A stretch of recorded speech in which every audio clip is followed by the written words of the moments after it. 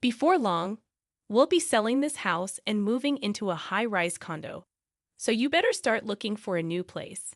Maggie's mother, Karen, sneered. You're not thinking you'll get a dime of our father's inheritance, are you? We're having you relinquish your right to it.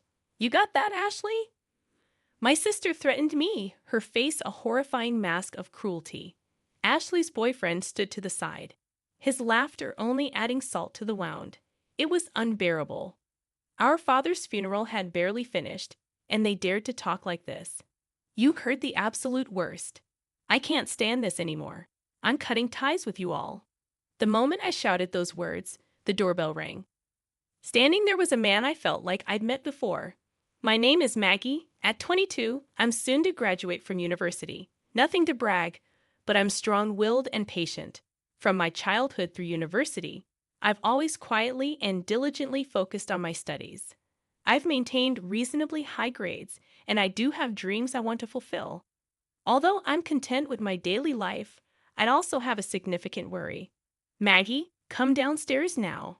A loud voice rang from below. With reluctance, I went downstairs to find my mother, Karen, and my sister, Ashley. Mom, sis, what's up? I was studying, as usual.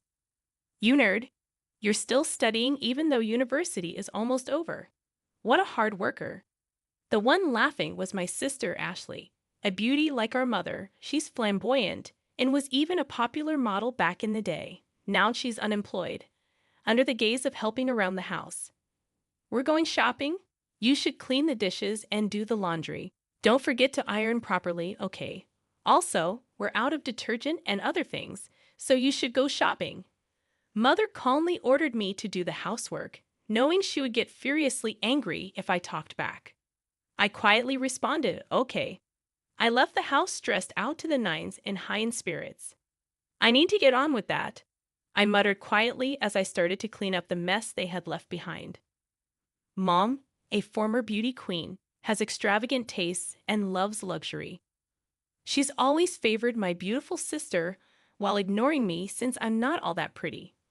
Moreover, they've always dumped housework and other chores on me as if I'm their maid. My sister took advantage of this, and I've been oppressed by them since I was little. Yet I've tolerated it because, after all, we are family. And then my phone rang. When I looked at my phone screen, it read Dad. Hello, Dad, it's been a while. I could tell my voice had brightened. Oh, Maggie, it's been a while. Are you doing okay? I'm doing great. How about you, Dad? It's night there, right? How's work? I'd like to say I'm fine, but I've been having headaches lately. I'm planning to go see a doctor soon. How's your schoolwork? Is it going well, Dad? Take care of yourself, okay? Thanks to you, everything is going well. I'm studying hard to achieve my dream. That's my girl. You're always so diligent. Remember what I always say, be righteous and kind, right? Don't worry, I'm doing my best. That's my Maggie. I'll bring lots of souvenirs when I come home next time. After that conversation, I hung up the phone. To put it bluntly, my family is well off. This was largely due to my elite father, Harry, who has been flying around the world for work since his younger days. Although he was often away from home, he was kind to me and showered me with love whenever we had the chance to meet. I adored him dearly. However, to my mother, Karen, and my sister, Ashley, he was nothing more than an ATM. The harsh truth was that they were living lavishly on the money he earned. Be righteous and kind, Maggie, he would say. His presence was always nurturing and supportive. He was my rock. That's why I was able to stay strong until now. Several months later, shortly after I graduated from university, a chilling event occurred. Maggie, Dad has? Karen burst into my room, her face as pale as a ghost. Apparently, my father had collapsed at the airport as soon as he returned home and was rushed to the hospital. Upon hearing the news, Ashley, Karen, and I immediately headed to the hospital. There, my once strong father lay frail and helpless. We suspect he's had a stroke, the doctor informed us. Despite extensive treatment, my father barely improved. To be specific, he was left with severe physical paralysis and a speech impairment, unable to stand or converse properly. To care for my now dependent father, I decided to put my dreams on hold and dedicate myself to his care at home. Predictably, Karen and Ashley completely ignored him, treating him as if he was useless. They didn't even help with his care, let alone come by to see him. Mom, Ashley, if you helped with Dad's care once in a while, I'm sure he'd be really happy, I pleaded. However, their response was always the same. We're too busy. We've left Dad's care to you. Dad, it was a lovely day today, I would tell him. Thank you. He would struggle to reply. I studied and learned about caregiving. I made sure he could see outside by keeping the curtains open, fed him specially prepared meals, and arranged fresh flowers every day. Though I had help from professional caregivers, I did everything I could for him with all my heart, remembering my father who had worked so hard for us and showered us with love. I was desperate to do everything. Whenever times got tough, I would recall my father's words, Maggie, always be righteous and kind, and each time it gave me the strength to carry on. One day, I overheard Karen and Ashley whispering in the house. Thanks to Dad's insurance money, I was able to buy that bag I wanted, Karen said. I know, right? Thanks, Dad. Maybe I should get a new wallet too, Ashley chimed in. I held back from yelling at them and continued to listen, only to hear Karen utter something even more shocking. If Dad were gone, we'd receive a few $100 million from his life insurance and inheritance he's been saving up through his job and investments. Wow, Mom. And we should totally buy a luxury condo, and my boyfriend could live with us. Oh, I wish Dad would hurry up and die. Indeed, I couldn't bear it any longer and left the scene. My father was struggling to stay alive, and yet they were spending his insurance money and dreaming about a luxury condo from his inheritance, wishing for him to die sooner. I felt like vomiting out of anger and despair. In reality, my mother and Ashley had been living it up recently, buying up brand name items and even leaving my father and me behind to go on overseas trips. But there was no way I could tell my father, who was already having such a hard time. I didn't want to sadden him. Pretending I hadn't heard my mother and Ashley's conversation, I devoted myself to taking care of my father. Many friends and acquaintances often came to visit him. They all loved him. I particularly remember an older man in a suit and glasses who often came. I wasn't present, but he was probably an executor from my father's company or something. He would bow his head and greet me whenever he saw me. I was happy that my father was loved, and on the days when he had visitors, his face seemed brighter. I thought these days would continue, but a few months later, my father had a stroke recurrence and suddenly passed away. I cried, clinging to my father's body that no longer spoke. Even my mother and Ashley shed tears this time, mourning the loss of my father. What followed was a whirlwind. There was a wake and a funeral to be held, and of course my mother, the chief mourner, did nothing. Neither did Ashley.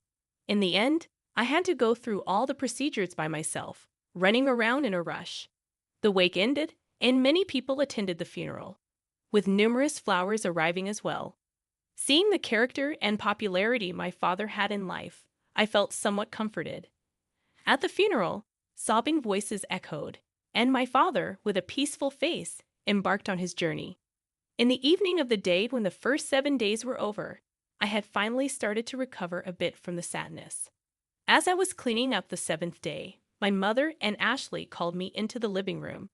Next to Ashley was a man who was said to be her fiancé. Like Ashley, he looked good, but given his former job as a male stripper, his inner frivolity was clear. Apparently, his name was John.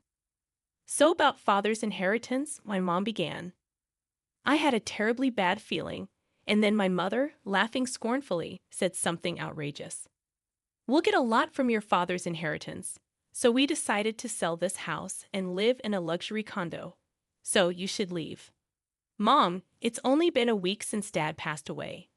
Are you already talking about the inheritance and the luxury condo?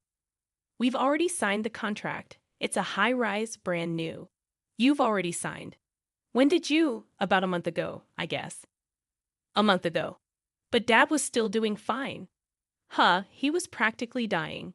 He had a lot of money, so it'll work out fine. My mother was selfish as ever. Ashley continued, yes, that's right. the luxury condos for mom, me, and my fiancé. So, you're a nuisance. You should hurry up and find some shabby apartment, okay? Even you, sis? Are you serious? Of course. Don't even think about getting any of Dad's inheritance. We'll have you renounce it. You understand, right? Ashley was approaching me with a terrifying expression, and next to her, her fiancé was laughing. Seeing my father's inheritance in the corner of my eye made me feel suffocated. It was too much. They had the nerve to say such things before my dad's mourning was even over. You guys are the worst. I can't stand it anymore. I'm cutting ties with both of you. Huh? We'd actually feel relieved if you cut ties with us. My mother and Ashley laughed at me. I clenched my fists and started trembling. At that moment, the front doorbell rang.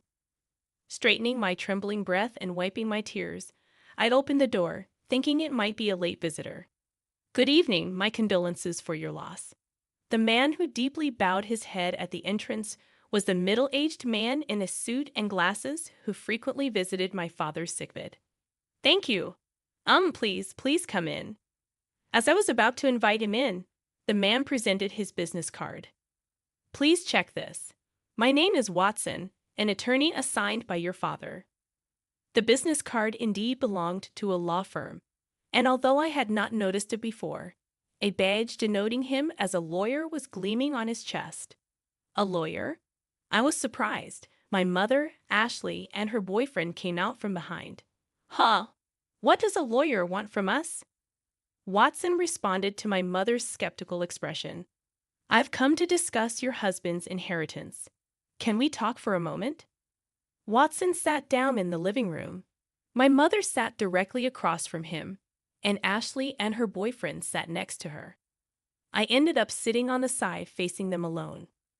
Watson took out several documents from his bag, looked at us, and then began to speak slowly. First, may I read your husband's will?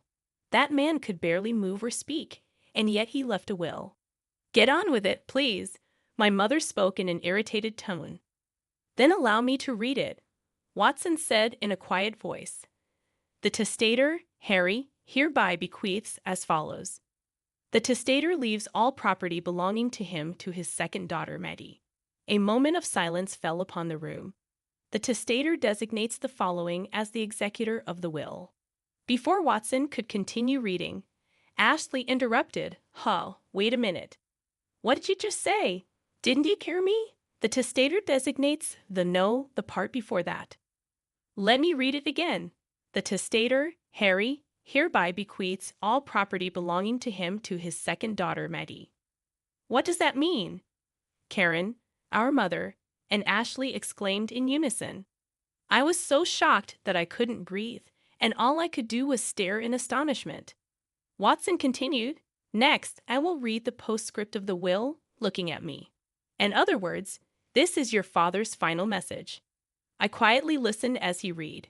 Maggie, you gave up your precious dreams to take care of me. I wasn't able to pay much attention to you because I was always working, but I truly appreciate it. Thanks to you, I was able to pass away peacefully and fulfilled. Upon hearing my father's last words from Watson, tears started to well up in my eyes. Maggie, always be kind and correct. I know you can do it. Your father will always be watching over you. Please be happy. All I could do was sob in front of them while Karen and Ashley were making a big fuss. What does that mean? So the inheritance all goes to her? Yes. What happens to our money? In response to their outburst, Watson cast a brief glance at them. You two are not mentioned, by the way. Maggie is also the sole beneficiary of the life insurance. What are you talking about? Do you think that's allowed? Karen turned beet red, ready to burst at any moment. That's right. Isn't there something called a reverse portion that's supposed to be guaranteed to the wife and the children, right? Ashley leaned forward eagerly. You're referring to the statutory reserve. Indeed, you two have the right to claim a statutory reserve from the inheritance Maggie will receive, Watson said in a matter-of-fact tone.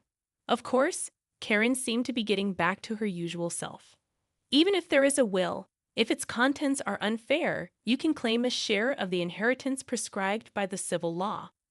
However, Watson continued, Harry had commissioned us to investigate the fact that you, Karen, and you, Ashley, were living luxuriously with Harry's money and squandering the insurance money.